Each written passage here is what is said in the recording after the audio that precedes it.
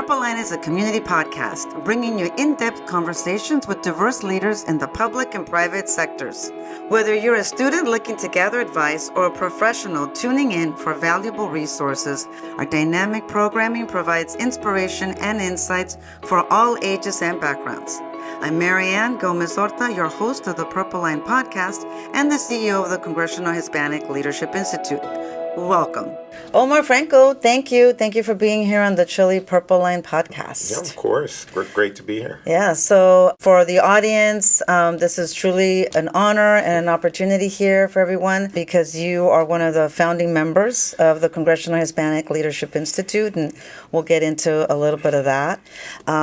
But also want to start with a congratulations because I want to make sure I get this right. You are now the chair of Becker's Government Law and Lobbying Practice. Correct. Yes. Wow. Yeah. Recently minted. Woo. Yes. All yes, right. I know. Now, how long have you been with the firm?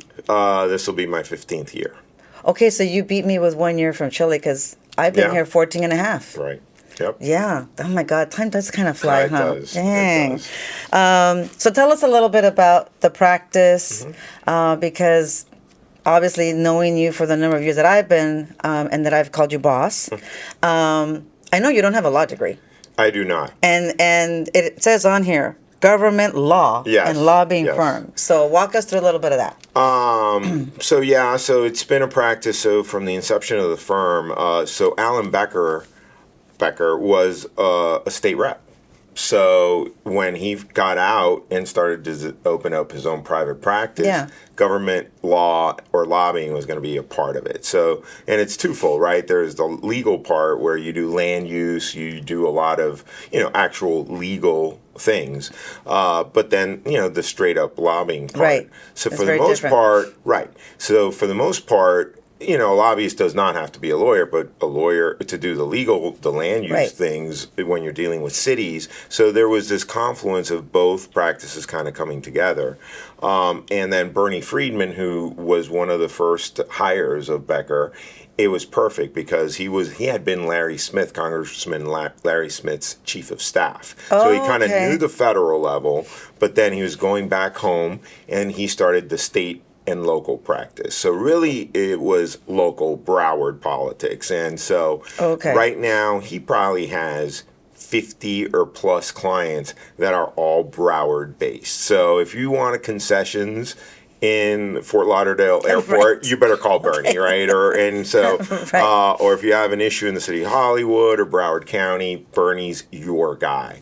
And then from there, we've had a pretty robust state practice as well. Yolanda Cash-Jackson, who also serves on the management committee, she's been a partner, and she's been with the firm almost as long as Bernie. I mean, she's probably came on the heels of Bernie being hired. And so she heads up, she does a lot of the state lobbying as well. So, and now we have Ellen Bogdanoff, who's also a state senator, former Republican state senator from Broward.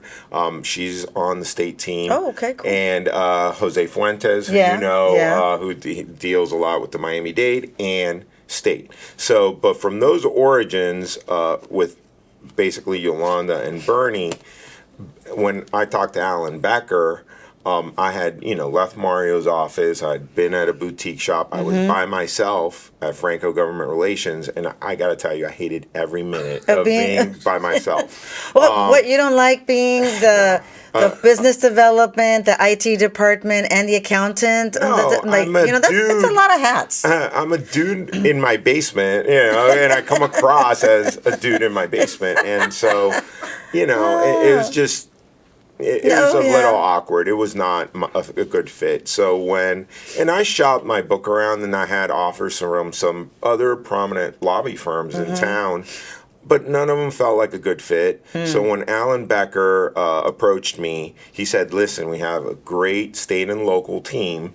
I think the missing piece of our puzzle would be the federal practice. And we shared a few clients back then. I had a small book, smallish, 14 clients or so.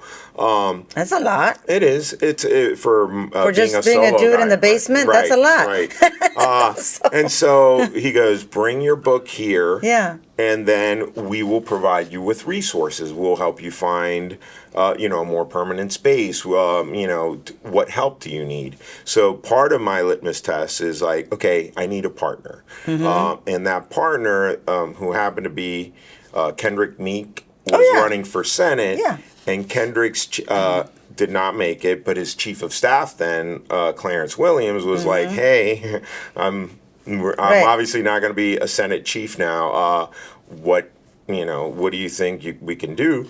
And I asked them to kind of join the team, and I go, listen, what happens if a Cuban-American Republican and an African-American Democrat join forces? Let's see, this was 2011. Let's see what diversity means, and let's see what the DC marketplace will see. It's bipartisan, right, obviously diverse. Yep.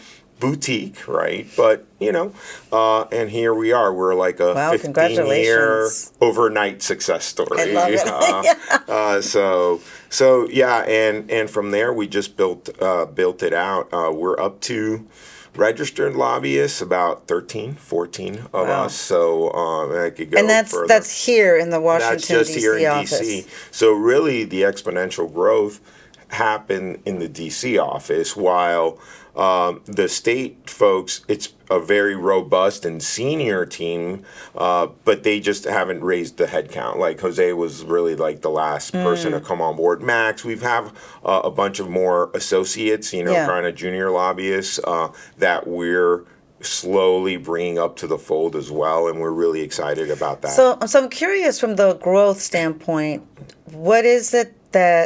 what's that little secret sauce, if you can give a little secret sauce? Sure. Like, what is it that again, to your point, the Cuban Republican, the African American Democrat who started in that office, why are people coming for that diversity? Like with Chile, right? We talk about the diversity of thought. Right. It's a little counterintuitive, but I decided, along with Clarence at the very beginning, let's do a family-friendly office. This is not a family-friendly business. Is not a family-friendly town. Right. Right. The expectations are ridiculous. You're expected to be everywhere all at once. Right. And we all had young children, and we said, what's the point of? Nobody ever comes to the end of their career and says, God, I wish I would have worked more. Oh, yeah, right? no. It's like, that's not, everybody that's never. says, I wish I would have spent more time with the family. So I'm like, well, let's front load that. Let's do it while our families are actually little. And they need us, and we can spend some time with them. So that's what we did. And when every single person we hired, that was the philosophy. So Amanda Wood came on, same thing. We were always prioritize your soccer games, prioritize, all the things that you really want to do and enjoy your family while That's nice. You're right. That's different. And I think, because of that and that vibe, I think we've attracted some really top tier folks, folks that didn't want to be beaten down for not being there at 9:00 and leaving right at 5. That is not our firm. We've always been virtual. We were always never in the office necessarily. Like I always looked at it as the office is where you go in between your Hill meetings, right? Right, because most of the work is out meeting with the people, with the members, building the business. Fly-ins, lunches, dinners, receptions, all that stuff. So really that's just the office is a place to hang your hat in between all that. And so because of that, Neri Martinez is an excellent addition to our team. She just came over. Tim Scott's former chief of staff. And Angel Colon Rivera. Oh, that's right. He just joined too. That's right. He just joined. Dr. He's the Colon. executive. Yes. Right, Dr. I always say Colon Dr. Rivera. Colon. Former executive director for the Congressional Hispanic Caucus. So, again, bipartisan, diversity all over the team. I define diversity as big D. Like, it's Big Ten, women, Hispanics, African Americans. It's everything, under the sun. But I think that's been really, even for client development, that's been something that's attractive, and it's helped us attract top-tier talent. Well, I also want to give you a shout-out for the interns that you've had in your office. So, we've had some awesome Chile interns. They always leave like they're super prepared. You know, they go on. Some of them do go on to law school, as you know, and some go on back to whether it's Florida or some other state, and they get involved in the community. But they've always had a really good experience from working with you and your whole team. So And thank we've you as hired well. two. Yes, one went that's on right. to law school, Yeah. one is still with us. Yeah. So Sheila Lorenzo. Yeah. Well, now Garcia, she got married. Oh, that's right. Yeah. That's right. Yeah. So. See, again, the whole family concept, It everybody is. loves it. It is. Kind of a great transition to keeping up the theme here about family. So your parents were born and raised in Cuba, and then I think it's you and the sister, Yes. right? Were born here. Yes. But obviously, it's Cuban blood all the way. Yes. So, Yes. tell us a little bit about what makes you from the Cuban roots. Like, what is it that mom and dad instilled in you, or that you still kind of hear in the back of your mind about, the way that you were raised from a Cuban family? Yeah, I think there is a misconception that, that the Cubans who are here are mad or upset because they took our stuff, like we lost our properties or our cars, or it wasn't that. It was never that. It was what they really took away from us. Forget dignity, yes, but it was our way of life. So when we got here to the U.S., yes, we wanted to assimilate, obviously, and we wanted to be part of America, but we did not want to give our Cuban roots. Right. And a lot of that was seriously just based on food, right? And Food, music, music, there's a lot sports. of things, but yes. But we still say we got some of the best food, on earth, and we're proud of that.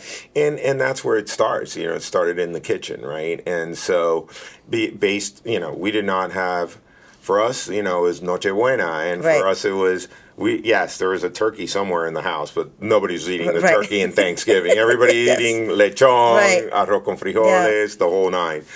So it was really Cuban Christmas. It was not, we weren't following necessarily the sweet potato casseroles. And all those. We still don't do that either. Yeah, of course, we're Mexicans, so we have to have Mexicans tamales. are very similar, Yes. very similar. But we carry on the American tradition and the American way, but with that Cuban flavor, and that was what was taken away from us. And I think, it's just sad. So when my kids ask me, "Hey, I'd love to go visit Cuba," Right. I was like, "Listen, this is a very simple equation. When a Cuban from Cuba can stay or can afford to stay at the same hotel that I can stay as an American, I will be the first one to book the tickets. Until that day comes, I'm not going, well, I don't know if you know, but all of us got put on a list in Granma, that basically was a list of all the people that would be denied visas. And so I think I'm on that same list. All of us. If you've ever worked for Diaz-Balart, I'm pretty sure I'm on that list. So either way, I don't think the regime would allow me to go in there anyway. And I have my mom has a very storied history in Cuba anyway, because her name is Santa Maria, and anybody who knows the Aide and Abel Santa Maria was the man who was killed by Batista's forces when they rushed to Moncada. Oh my gosh! So one of the airports is named after. Oh, is that okay? And he's like the martyr of the revolution. Basically, you told the kids we're not going. Yeah, I know. There are so many reasons to we're not going. And imagine my family was on the complete opposite side of that Santa Maria. So yeah, it's very Cuban thing for there to be a little. What does that do from a work ethic standpoint, or? I don't even know. Did your parents have a college education in Cuba? No, my mom finished high school. My dad did not. No, they came here and they were, blue collar workers. He eventually, my dad rose up to become the foreman at a factory that did the plastic bags for Wholesome Bakery. And my mom basically worked at what's akin to a paper city right now. It was called Diamonds, and she ultimately worked her way up to become the buyer of the paper department. But no, she worked retail, so very humble beginnings. Even back in Cuba, I mean, we worked in Las Villas, Santa Clara. We were not part of the Havana crowd. So, Yeah. very humble, and I think that that's part of the story too, right? You know, it was always, you can tell in my father's eyes, it was always about paying it forward, right, and making sure that me and my sister were able to. Oh yeah, that never would happen to you. You're right. Yeah. Right. Yeah. Right. And that's why the gratitude that they had of being American, the happiest day of their lives that I can easily recall was when they both became United States citizens. They were so happy, so proud. And my dad flat out told me, he goes, I have no desire to ever step on the island of Cuba again. Oh, that's hard. Yeah. That's hard. So. I'm keeping a little bit about the education piece. So there's a lot of people, listening, watching. Not everybody's from Florida. But I know that there's always like this like a little rivalry or something between those two private all-boy high schools. Yes. What is it, Belen and Columbus and Belen, yeah. Yes. Yeah, they're the Jesuit school. So, I was Columbus. Okay, so you're Marist Columbus. brothers, yeah. Okay. Me and Danny Diaz-Balart. Okay. Yes. Or do we have any other board members that have? No, it's Not just board you members. Me and you Danny, and Danny. Carlos Jimenez, Cesar Gonzalez, All Maria's went chief, to Columbus. Miguel Mendoza from Amazon. Okay, went to so what's the Mendoza. big difference then between Columbus and Belen? I mean, Belen guys. Okay, will try to tell be you, like very Belen objective. guys will tell if you can. academics. Will tell you it's Okay. athletics. So So which one is? I mean, we're currently like national champions in basketball. Okay. The Boozer twins went to our high school. Fernando Mendoza went to Columbus. Dun dun dun. Okay, all right. So, all right. Not seeing a lot of Belen guys on D1 rosters. So there may be some. I love just don't know. I don't know them. But yeah, no, they were both great schools. And by the way, we both graduate, because even at the time, they're doing their thing, we're doing our thing. And then you graduate and then you realize, oh, well, we're kind of the same, all boys, Catholic high schools.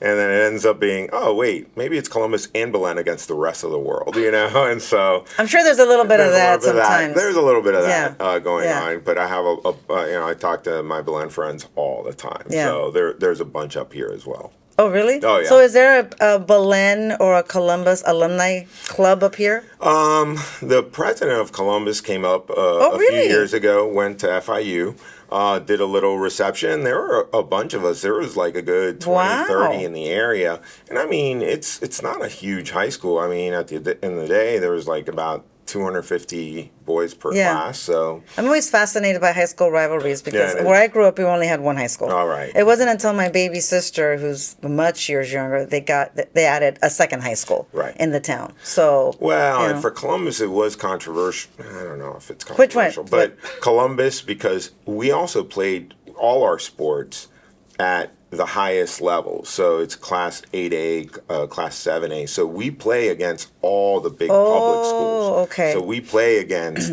Jackson High and Northwestern. Okay. So we're playing right along, and really it's based on class size and our appetite to play at that level. So we basically moved up in class just to be able to compete at the highest level. So it just instilled that pride in you, which I think, still lives in us today, as you can tell. Yes. So where did you go to college after that? You stayed in Florida as well. Well, Miami-Dade College, or community college back then. So definitely I think they had a thing called MDC. Yes. So I was definitely part of that campaign, and loved my time there. It was great. And then I transferred over to Florida State. And I did get accepted to Florida and University of Miami, but I just thought I was a business major. Okay. And for what I really wanted to do, I thought Florida State was kind of like the best fit. So I did not really go there necessarily for football or anything like that. It was really just a good decision for me on the academic side. It was the best fit for me. And UM was, let's face it, it's a little pricey back then for a kid from especially origins. Since you already had finished a 4-year private high school, right? It starts to add up. That's the other thing about Columbus, too. It was not super expensive. I don't know what Belen was, but I can tell you, for a working class family like ours, the hardest part was just getting in. It was a pure entrance exam, and it's based on a curve. So it's like the first 250 get in, right? Right. And so that also made you feel like, oh wow, like this is something I've earned. Like you just can't just sign Well, up. and it's a sense of pride too for your parents too, right? It's like yeah. being able to have those different opportunities for your children is really important. Right. And los education's hermanos always big. Maritas, even in Cuba, were known as like, that's where you really, if you weren't going to send your kids to the Jesuit schools, the Marist brothers. Ah, okay. So it stems all the way back to Cuba. That makes sense.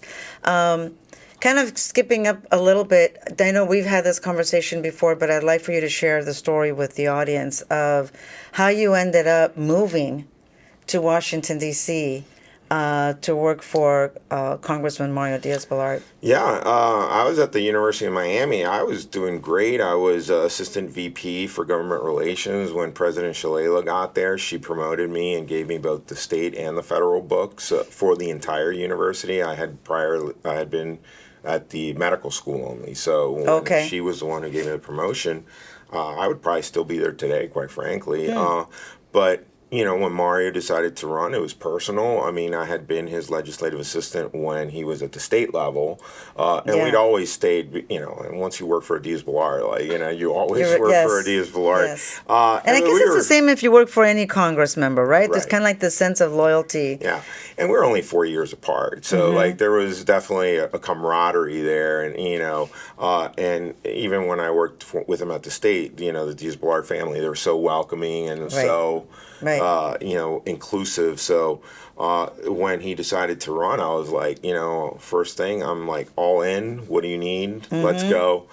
So I ended up being his assistant treasurer. I was, full-time job now. I also had the twins were born during the election season in June of 2002. And then the election was in October. So by the time, we were about 2 weeks out. And I wasn't really gunning for any position or anything. I was just going to go back to University of Miami because, look, this is Mario being there is a great thing for the community, right? Right. Exactly. It's not like you have to go work for him. Right. You still have But 2 weeks out, it's kind of funny because I get asked to go to Lincoln's home. And I get there and the whole family is there. So Lincoln is the one I love this. who like starts talking decision. to me about, hey, we think that you'd be a great choice for chief of staff. And I'm kind of like looking at Mario like, you're in on this, right? And he's like, yes. We've talked about it. And I was like, well, okay.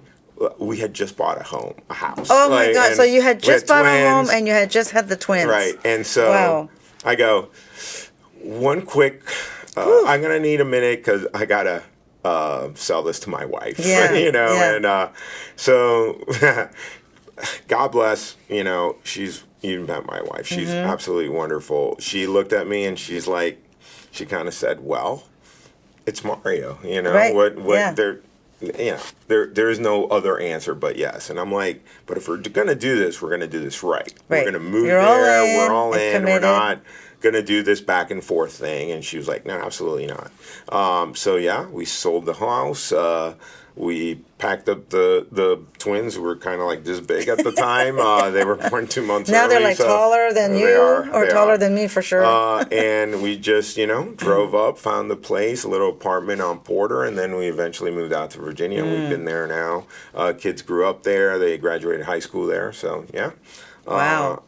And we just took the plunge, and so far, I always told her, listen, if I suck at this, I can always just go back. So I guess the moral of the story is I didn't suck. No, I know, but that's an interesting thing that you say that because I moved to Washington in 2009 from California, and I remember feeling like super excited and at the same time thinking, oh, what if I don't like it? Or what if they don't like me? Or right? And so I remember asking my dad, again, wise man who has a third grade education from Mexico, and I'm pouring out my heart, and he looks at me and he says, if you don't like it, if they don't like you, you just come back home. Just come back, and we'll figure out something else. And I thought, Miami I'm making it so complicated. Yeah, Miami's not going to change, right? And the same as probably your home. Like, you can always go home. Like, it's fine.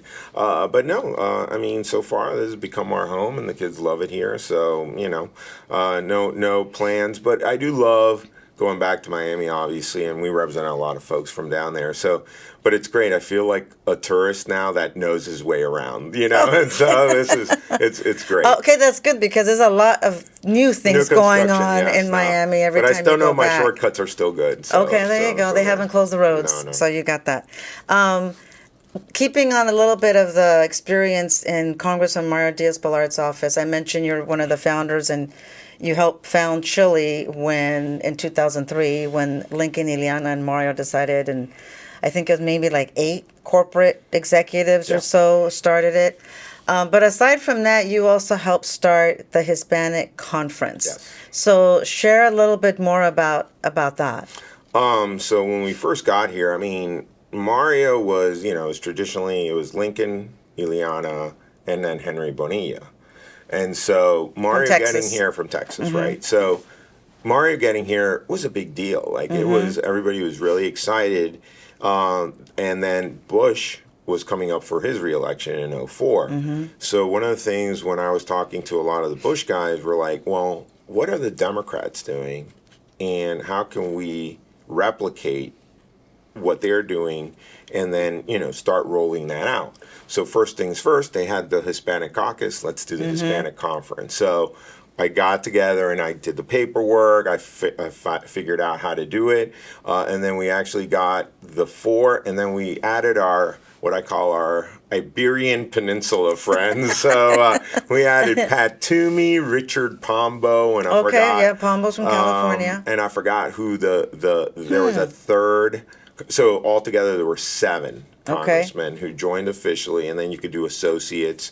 And then we got together, we pooled our resources and got an executive director for the conference. Oh, okay. And that was Octavio, because the reason we picked Octavio is because we were then going to take step 2 was beyond the conference was they had CHCI. Right, an institute of leadership. Right. So what were we going to do to emulate that? Right. And so that's where that crystallized to the next thing. So we said, okay, CHCI, let's see what they do. But we wanted to give it our own spin and our own flavor, right? And that's where diversity of thought came in, bipartisanship, just focusing more on international, on leadership, because the Caucus Institute, they do a lot of things, and they do some things really well, but it was almost too policy. We wanted to kind of have a different vision, and I think it's 22 years later, 23 years later, that vision has upheld. So it was really an outcropping of what else? What can we do? What institutions can we form that are going to outlive us? And that's always in any community, but I think sometimes specifically in the Latino community, we have an opportunity to see, okay, there was somebody else that started over here or over there. How are they doing it? What are the little pieces that we want to do? But then what is it that we want to do that's new or different? Right, and so we kind of learn from each other. Right, and finding where the holes are. Right, like we were like, wait, there's not a center-right association that focuses on internships and leadership and things like that. So it was really kind of setting that up, and while it's Mario's name on all the articles of incorporation, but trust me, it was Octavio and I who kind of came up with the articles somebody's got to go through and read it. Yes. So while I don't think I was an actual signatory, I basically came up with the document that they signed, and the lawyers said, yes, this is good, and we moved forward on that. So I know. Thank you for, considering me a founder, and I feel I am, but officially I'm not on the paperwork. I think we recognize everyone who's contributed, right? But like Stephen Vermillion was working in Lincoln's office. His signature is on some of the documents, and the documents were actually sent to his house. Right. So, just kind of all these little nuggets of information that I think sometimes... I was sharing with a couple friends not that long ago that we run into each other, but we really don't really know each other's real origin stories. Right. So it's nice to just sit down and have these conversations and learn a little bit more. I also wanted to, because of your experience on the Hill and then moving into the private sector. Obviously, we do that at CHLI, right? We have the interns on the Hill, and then in the private sector. What are some of those lessons that you can share, especially if there's someone right now watching or listening that is trying to figure out, okay, I think I'm done with public service and I need to go into private sector. Right. What do I do, or how do I even determine if that's really good for me? Right. There's kind of 3 entry points. Depends on, your willingness to take on some risk, right? And invest in yourself. I think association work is probably like the best entry point. Oh, that's a good one. Okay. When you start off in an association, there's, as you've seen, there's an association for associations. For everything. There's an There's association everything. but it's a great entry point because, it's a narrow interest. You can kind of get your feet wet. Plus, a lot of these associations do have PACs, right? So you can go to things, attend things on somebody else's dime, right? It's not necessarily on your dime.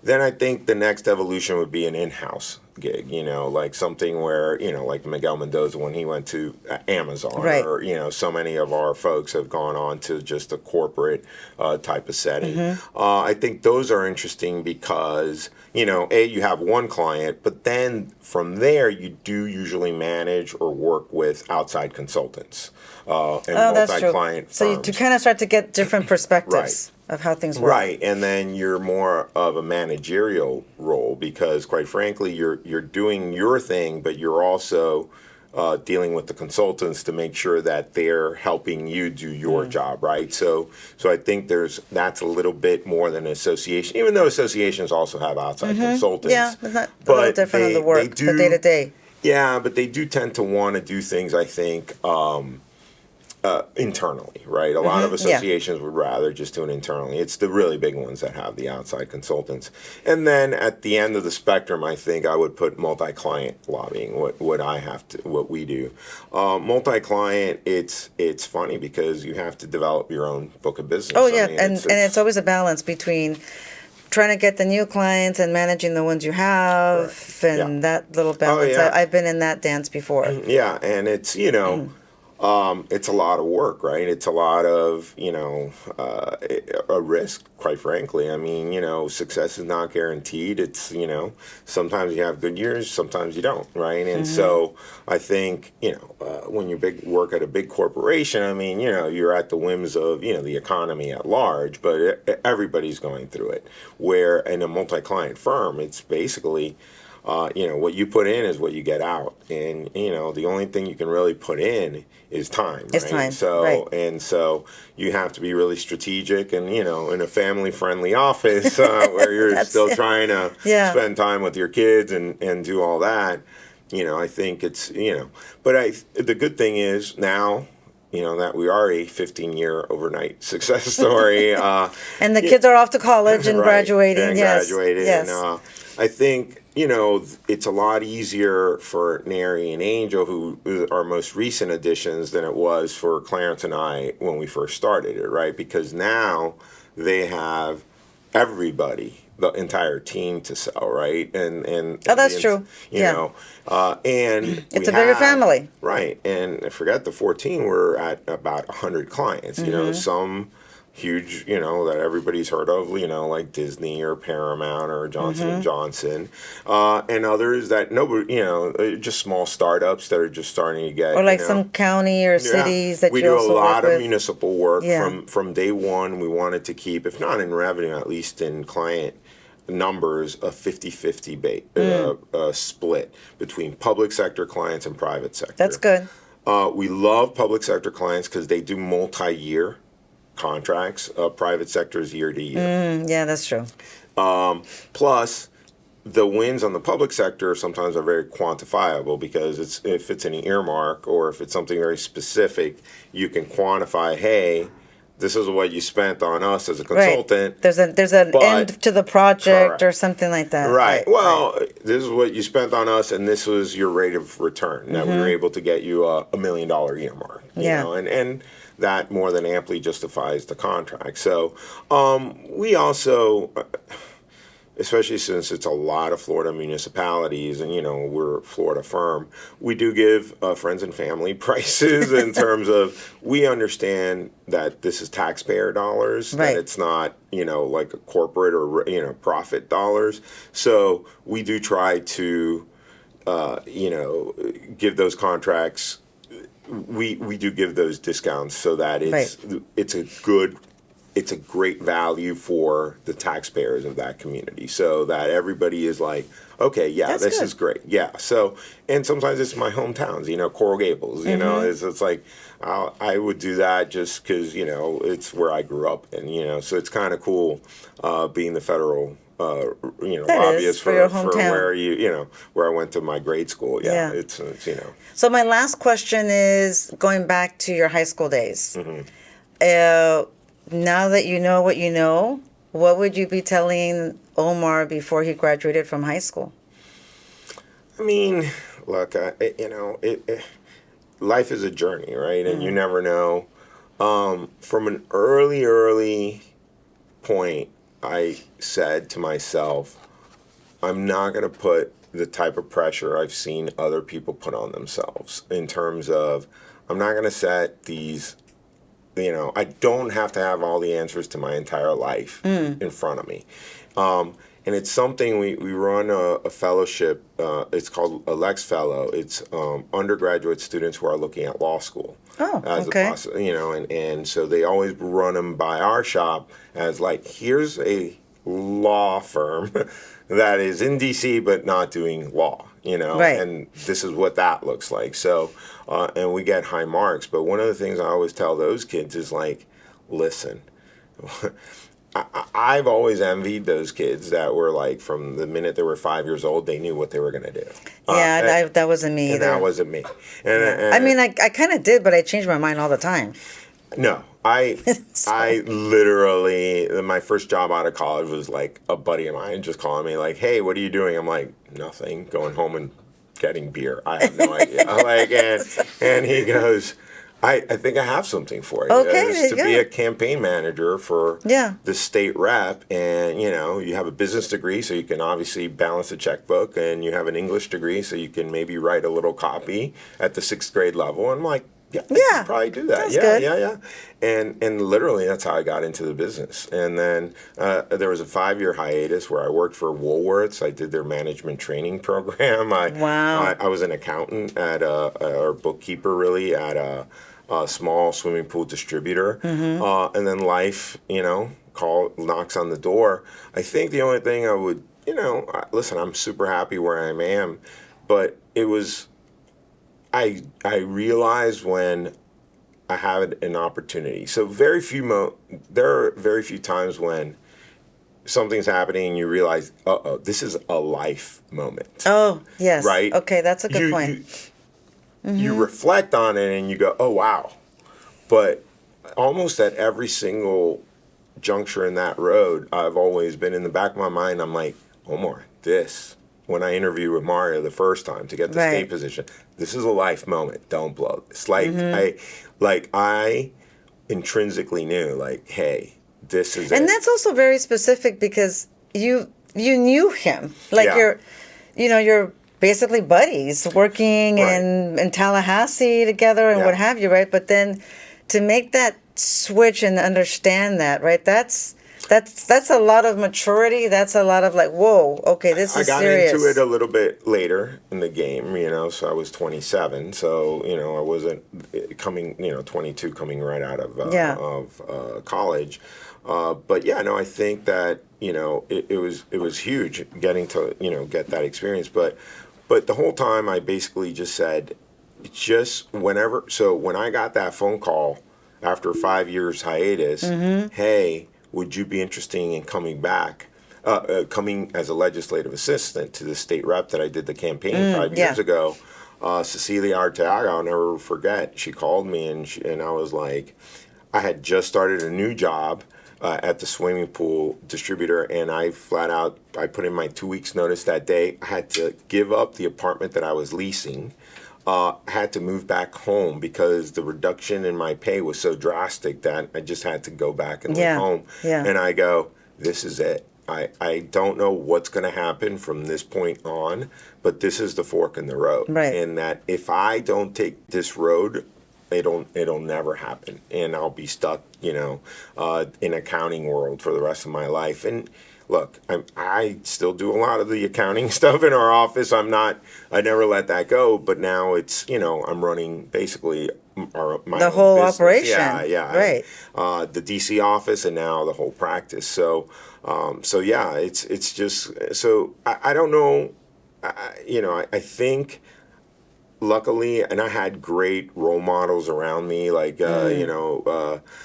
my best friend is Fernando Hernandez, his brother Albert, and I would talk to those guys all the time. Their dad was Alberto Hernandez, who was at the time the vice chair of the Cuban-American National Foundation. He was my political padrino, my godfather, and so it was so great to have, and again, that's another Columbus factor. Like, there's no way if I wouldn't have gone to Columbus, I would have had access to those folks. You know, like you said, it's those life moments or those life opportunities, and being able to see that. So and gratitude, infinite gratitude to every single person that's ever helped me. I mean, Art Simon, I was talking to him the other day. He's probably in his 80s now, or late 70s. Mario, obviously, but on and on and on. I mean, Donna Shalala, Sandy D. Allenberg, who was the president of FSU, but I worked for him when he was dean of Florida State. So in my life, I just happened to get in the paths of some of these very prominent, very successful people, and I just dedicated my life or my professional experience to making them look as good as I can make them look. Yeah. And that's a staffer's mentality, and I think that's what's really carried me over, because it was never I never had any desire to have my name on the front door, none whatsoever. Yeah, that's very different. Yeah, my background's in public relations, and so it's kind of the same. It's not. You're always behind the scenes, kind of doing, fixing things up and doing. You've seen whatever. me at 100 events. Exactly. My staffer mentality, I'm always in the back of the room looking everything. I want everything and you in want front of me. See what's going on and all of that. I don't necessarily need to ever be at the podium. If you want to ask me to be at the podium, I'll gladly do it. But if not, I'll just gladly sit in the back and survey the whole scene, making sure that everything is going well. That's, and so yeah, I mean, I think a little humble pie goes a long way, especially in this town. No offense to some folks, but but yeah, a little humility I think is good to have, and having humble beginnings helps, with that. Not forgetting where we came from. It's very important because, this is not manifest destiny. I mean, this is, it's a blessing from God. So if you lose sight of that, then success becomes a little harder to attain, in my opinion. It does. Well, Omar, I always put you on the stage when I can. Thank you again. Even though I don't keep to the script, or I don't even have a script. Sometimes it's like, okay, we need some help here, because I know you'll have it. I know you've done it, and you know what that's like. So, but thank you again for walking on the Purple Line podcast with us, for your input. This is great. Thank you for the advice. People who are considering either being interns, moving here from a public to a private career. And again, just congratulations to you and the firm. And looking forward to seeing what else happens the rest of this year. So good luck. Yeah, no, it's going to be a big one when midterm elections coming up. So we'll see, if it's another roller coaster. I'm used to it by now. It's just the fun part, right? Yeah. So thank you so much for having me. Thanks again, Omar. Thanks for listening to The Purple Line. Follow us on social media at the CHLI, at CHLI. Thank you for joining us on The Purple Line.